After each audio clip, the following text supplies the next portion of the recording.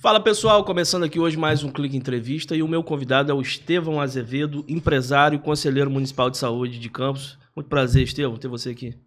Obrigado pelo convite. Espero conseguir elucidar para a população o que está acontecendo, né, nos bastidores aí das políticas públicas do município, principalmente na área de educação e na área de saúde. Estevão, essa semana você teve uma visibilidade aí por causa de um comentário do prefeito, na verdade uma resposta de um comentário seu, que ele te chamou de 171, ou seja, estelionatário. No dia seguinte você esteve na delegacia, abriu um boletim de ocorrência, mas de onde veio essa intimidade, entre aspas, do prefeito para falar assim com você? Onde que começa esse contato seu com o Vladimir? Na verdade, eu não sei não, eu estou querendo entender a parte do comentário dele que diz: quem não conhece que te compre, como eu te conheço, sei que é 171 que você é. As pessoas que eu conheço que andam comigo são próximas das minhas características, do meu perfil, da minha índole e tal. Se ele está dizendo que ele me conhece, eu sou 171, praticamente quase que um bom jogador, você se julga, né?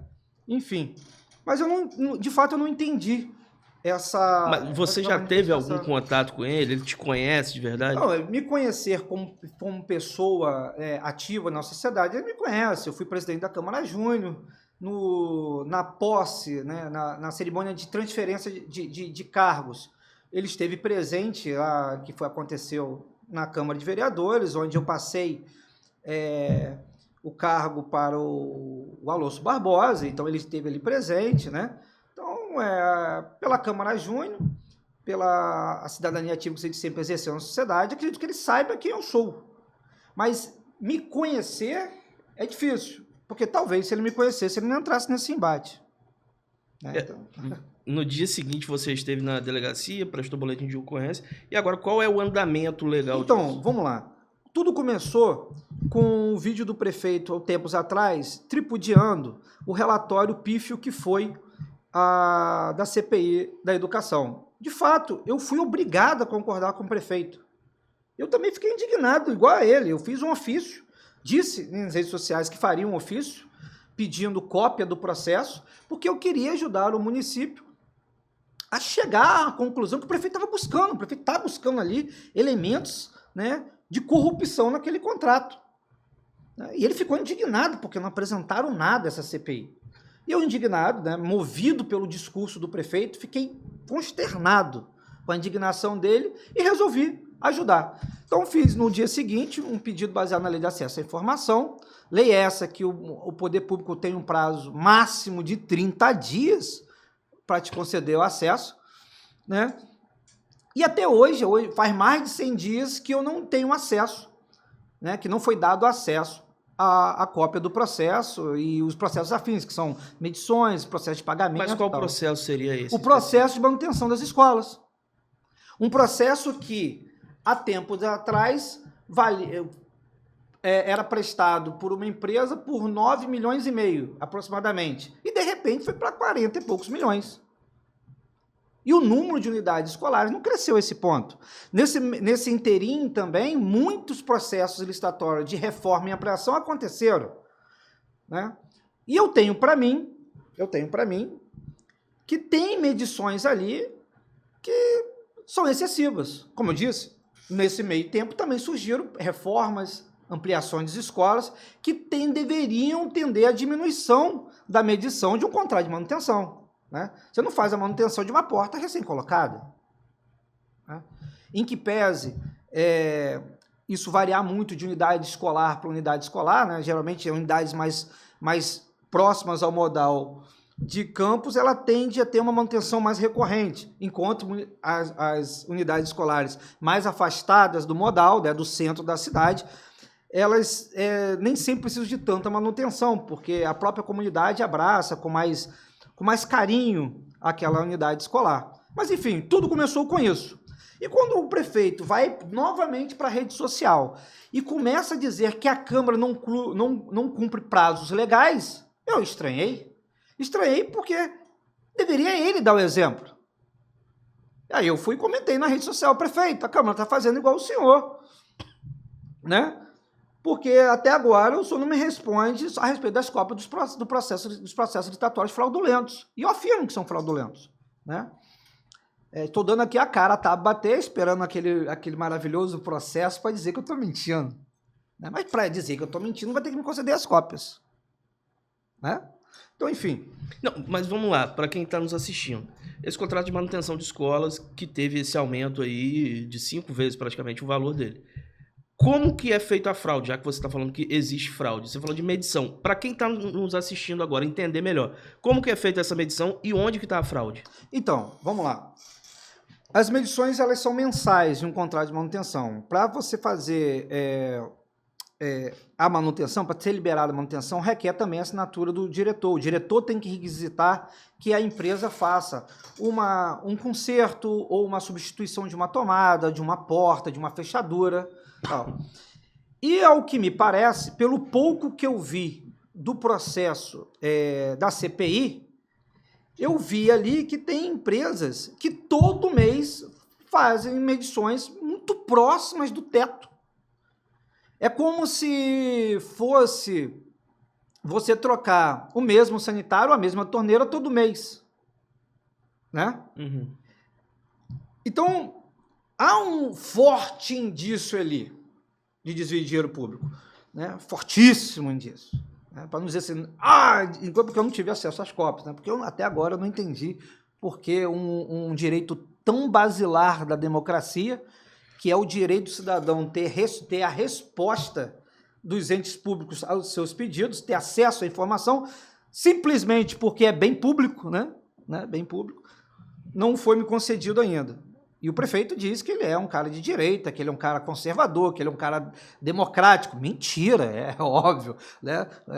Um direito tão basilar sendo impedido, não sendo permitido a um cidadão exercer, né? É óbvio que cai por terra toda essa narrativa. Mas, enfim.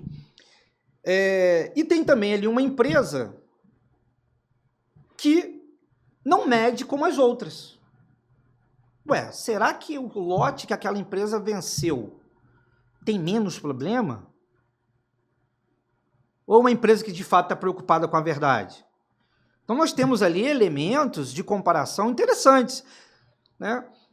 Eu estou doido para preparar esse relatório, estou sedento para ajudar o prefeito ou o município para desvendar essa fraude aí. Mas eu acho que não é interesse do prefeito que a verdade apareça. Qual é essa empresa que é bem menor o valor do que as outras? Olha, de cabeça, eu sei o nome do proprietário, mas talvez não seja interessante falar o nome do proprietário. Né?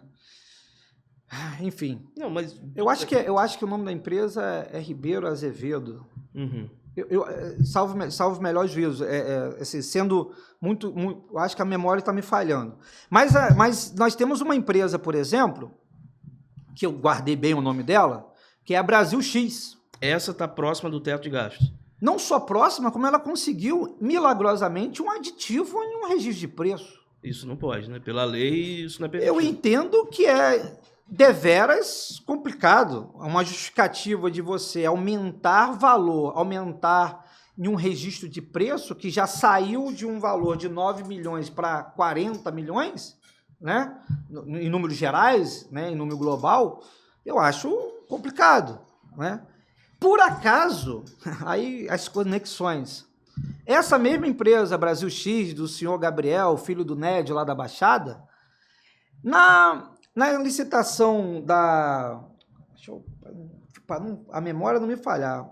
Na concorrência pública 008 de 2023, referente à reforma da Escola Municipal Santa Terezinha, lá de Mussurepe, né?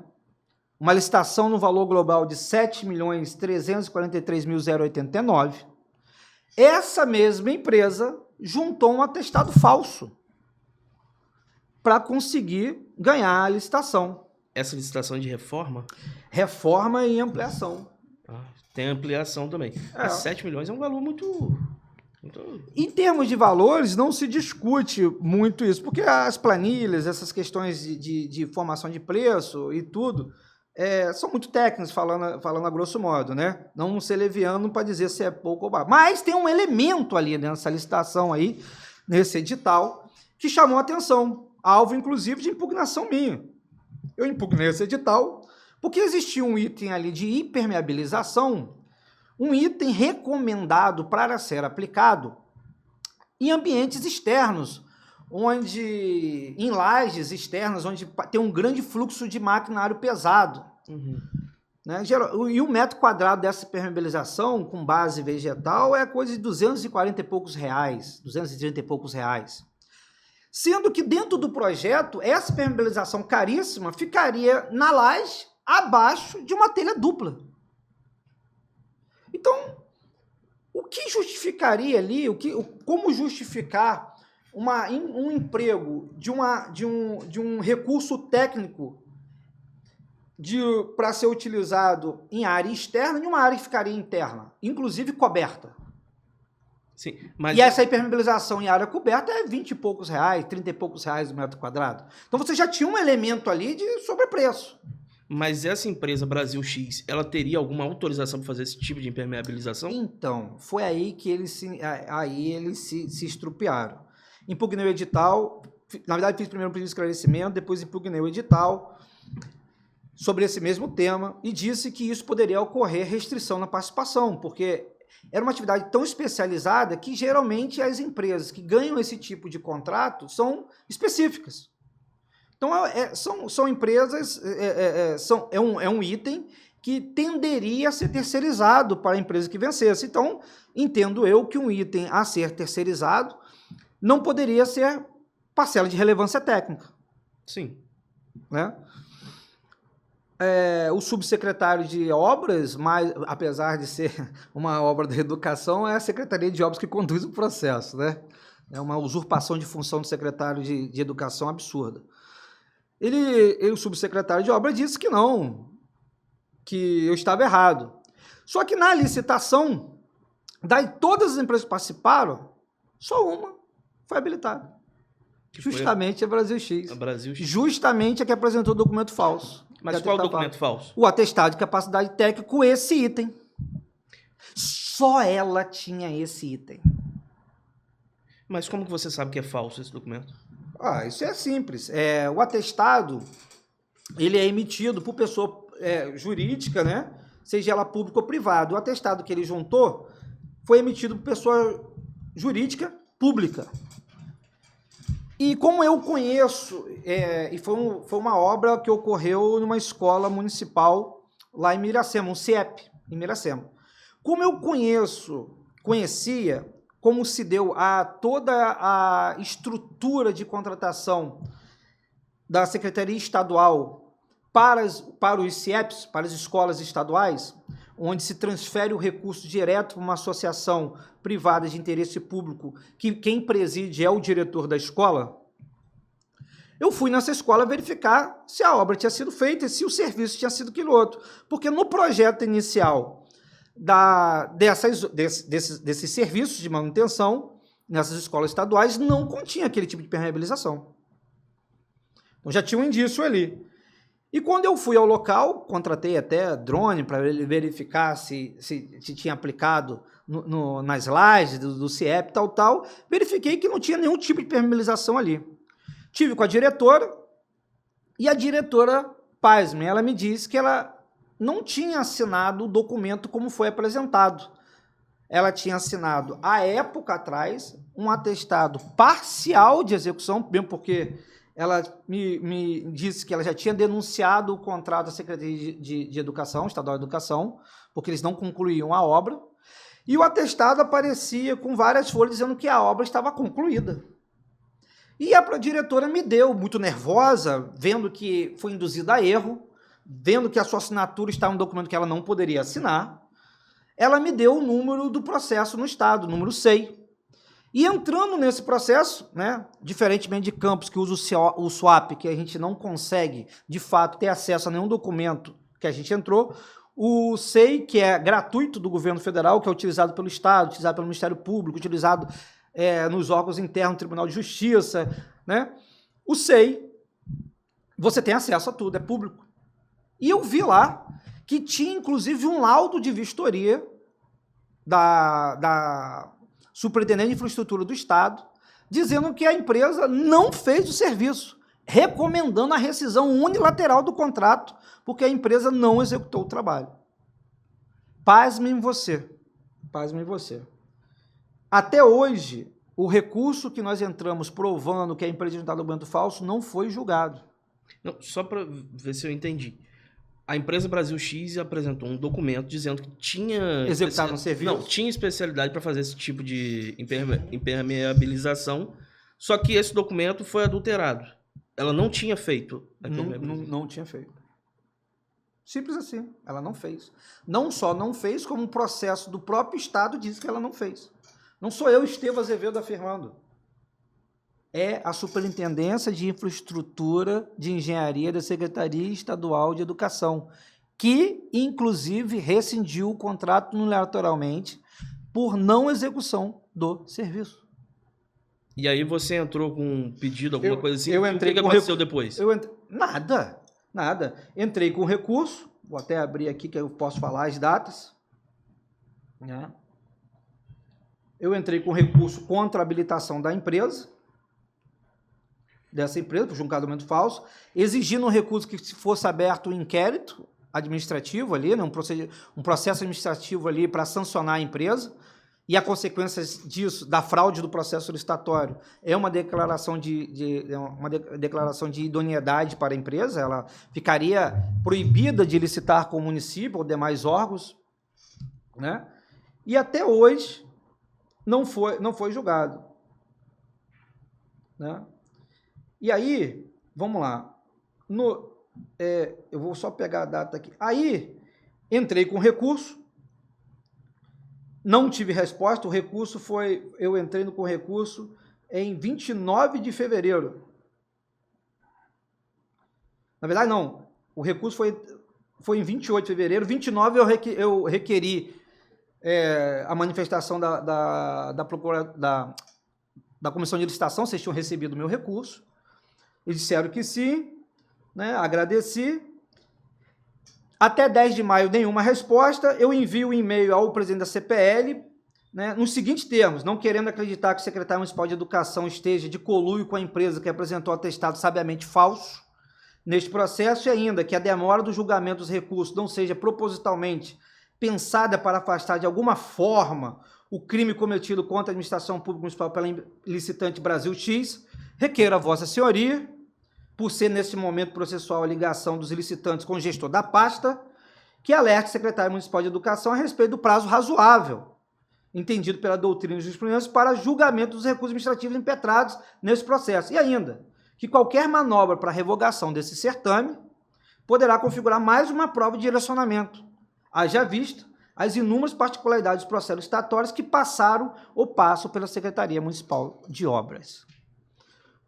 Também não houve resposta. Mas a licitação continuou? Essa empresa está prestando... Não está prestando serviço, não. A licitação está parada, não tive resposta nem do recurso.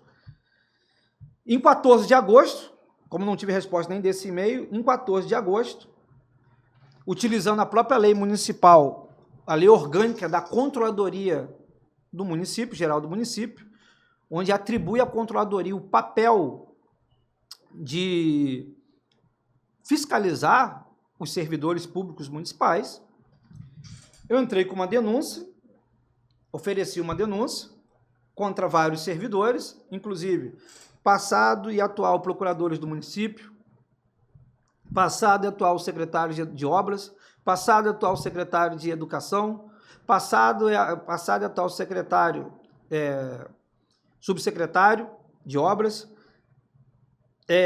contra os fiscais, chefe ali da fiscalização ali, que deram pareceres favoráveis em relação a esse item no edital. Né?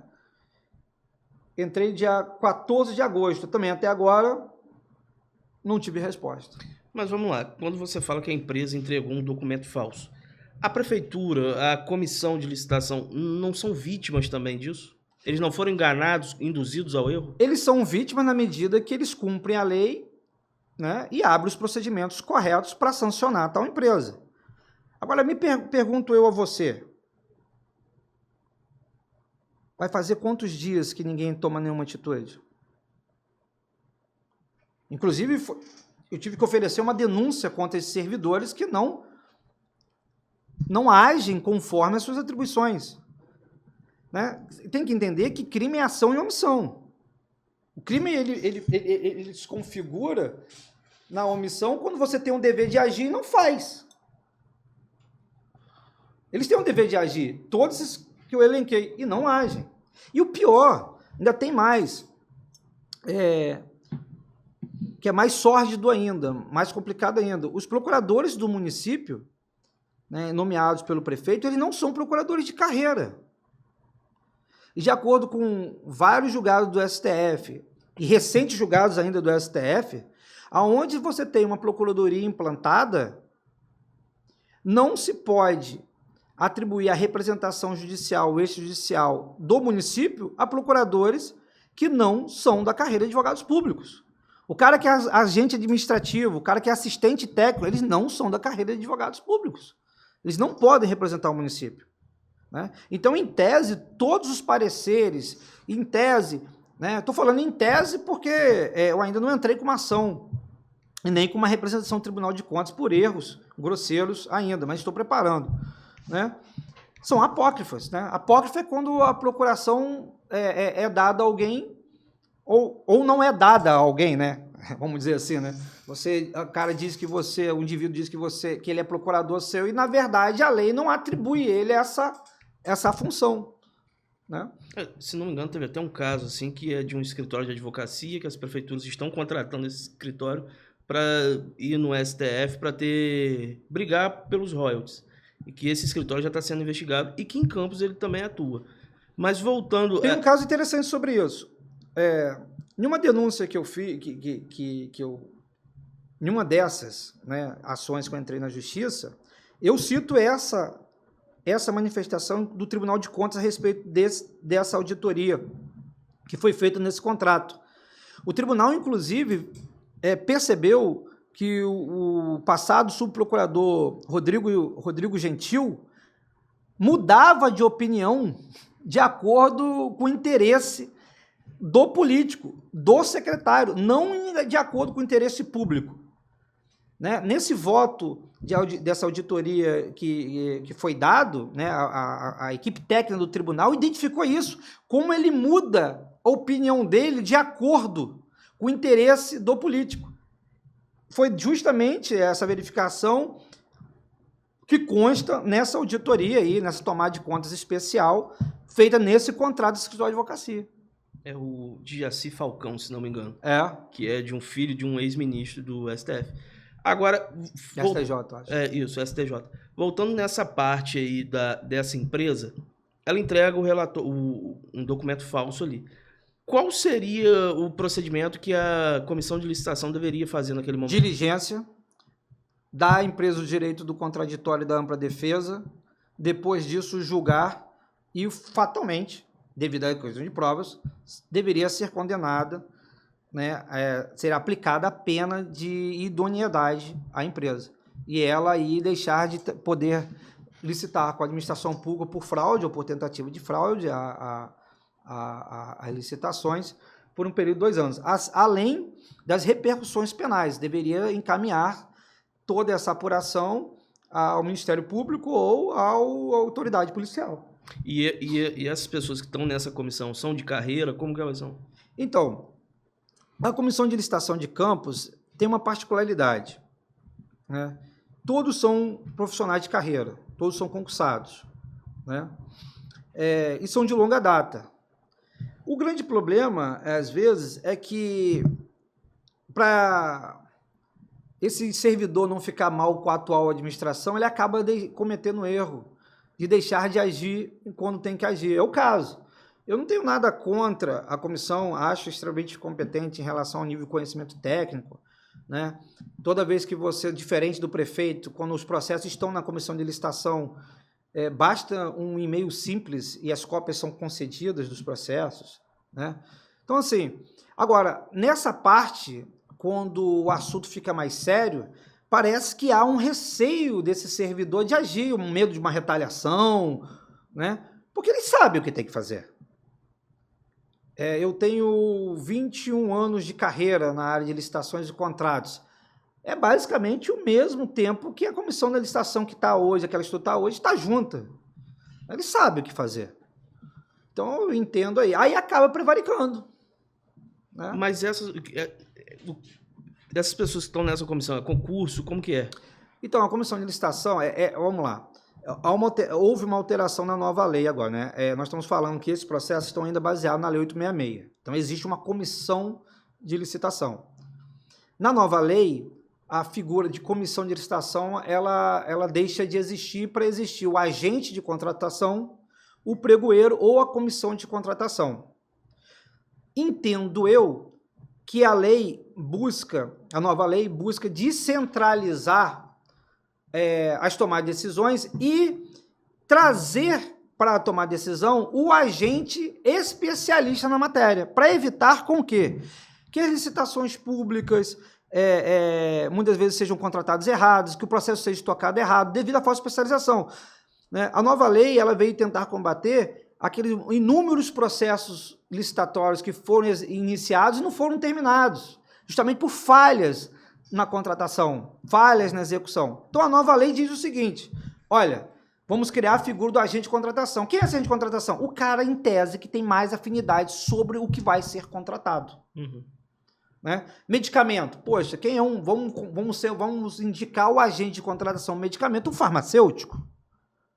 Né? Ele tem mais condições de decidir se aceita o medicamento ou não pela sua formação. Ele tem como justificar, ele tem como fundamentar tecnicamente. Mas na prefeitura de Campos é feito dessa forma? Não está sendo feito.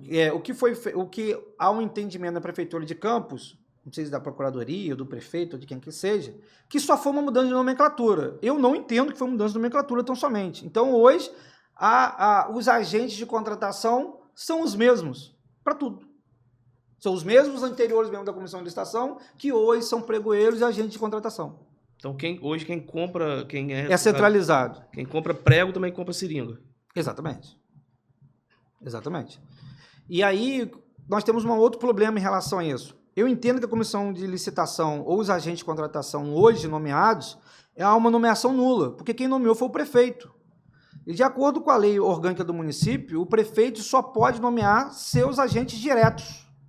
E a própria lei orgânica do município diz quem são os agentes diretos, que são os secretários, o seu chefe de gabinete, o procurador-geral e o subprocurador-geral.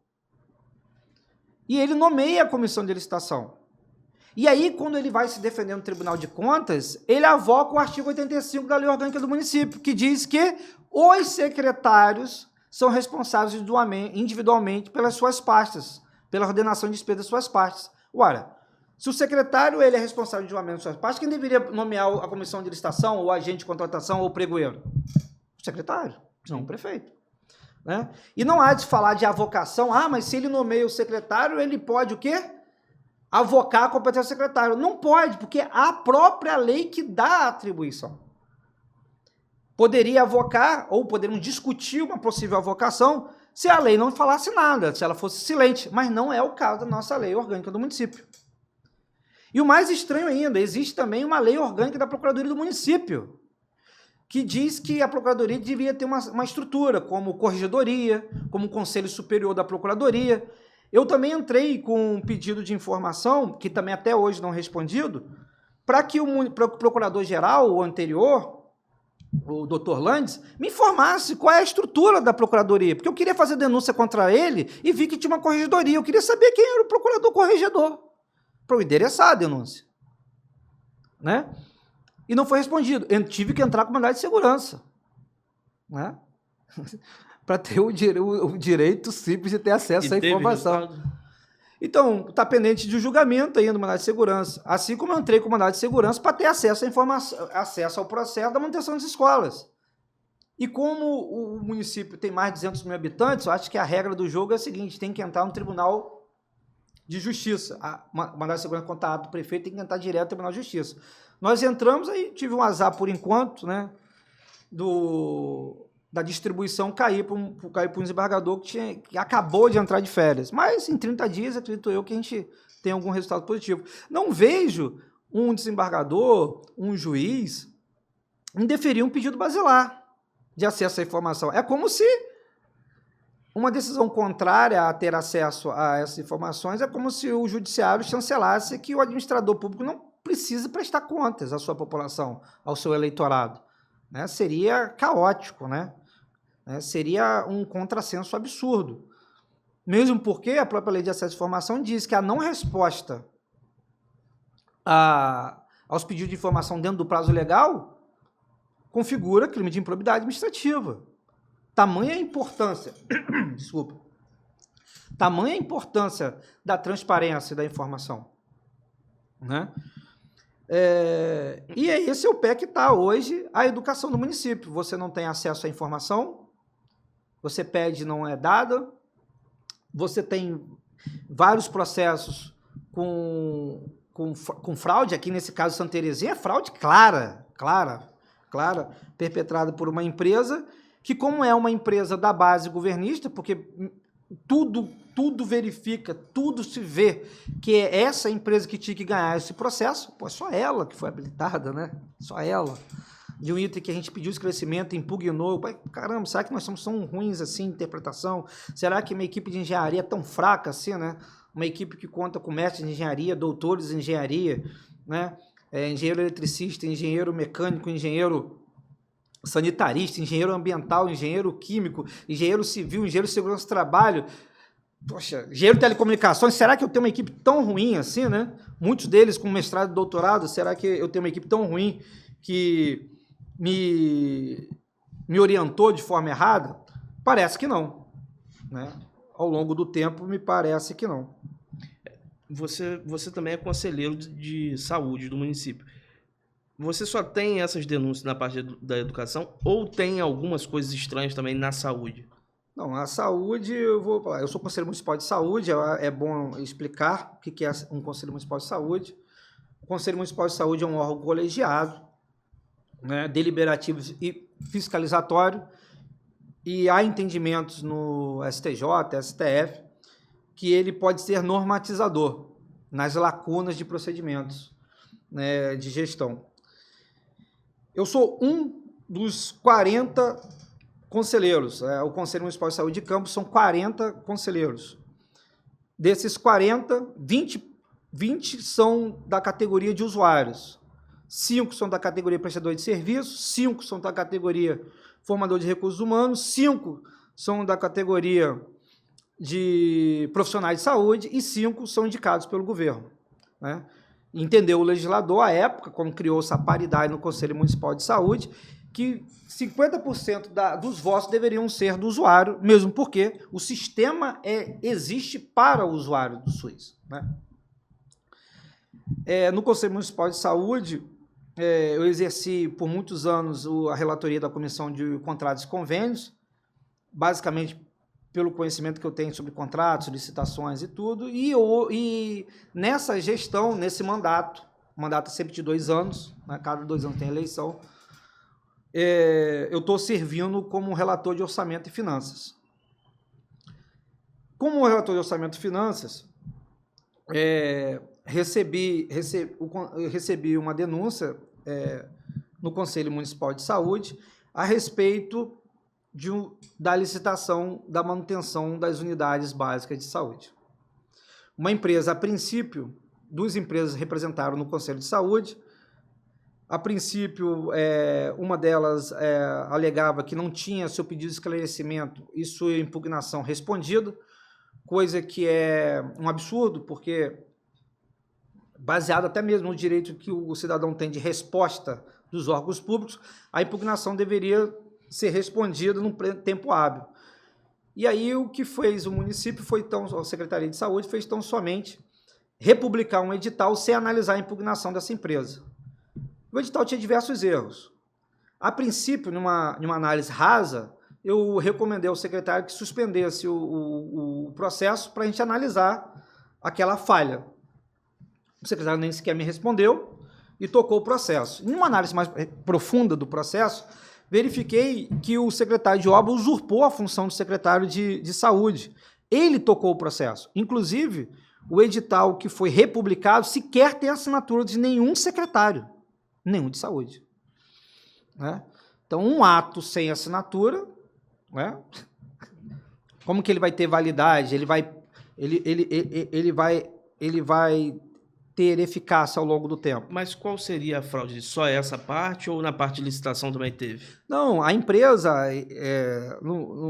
na minha análise, ela assistia a razão à empresa, né? Ali, o final seria o refazimento do processo, né? A reanálise do processo. E você tem várias outras falhas. Por exemplo, esse processo de licitação, ele foi lançado para unidades básicas de saúde que contemplavam a Secretaria de Saúde, unidades de propriedade da Secretaria de Saúde e unidades da Fundação Municipal de Saúde. E não há em nenhum local do processo, nenhum despacho, nenhum termo de cooperação técnica entre a Fundação de Saúde e a Secretaria de Saúde. São instituições diferentes. Uma é a autarquia, né, a administração indireta, que deveria ter autonomia, né? E a outra é a Secretaria de Saúde, administração direta. Então, ali já necessitaria de um refazimento. Mais uma vez, ao longo do processo, mostrou-se que a ideia daquele processo era o direcionamento também, né? Teve vários atropelos que chegou-se a duas empresas que, mais uma vez, também estão envolvidas aí em outros processos licitatórios, que é a empresa Doha e Ágabo, né? E essas duas empresas, a empresa que denunciou o Conselho de Saúde, representou o Conselho, também representou o Tribunal de Contas. Nesse meio tempo, eu analisei o processo e vi que tinha muito mais outras impropriedades. Você tem uma ideia, os recursos apresentados pelas empresas, as decisões dos recursos sequer foram assinadas e constam no processo sem assinatura. E não passaram para a Secretaria de Saúde, saíram da Procuradoria direto para a publicação. Uma prova que o secretário municipal de saúde não estava gerindo nada. Uma usurpação clara de atribuição. E a atribuição do secretário de saúde, diferente de outras partes, a atribuição ela é constitucional.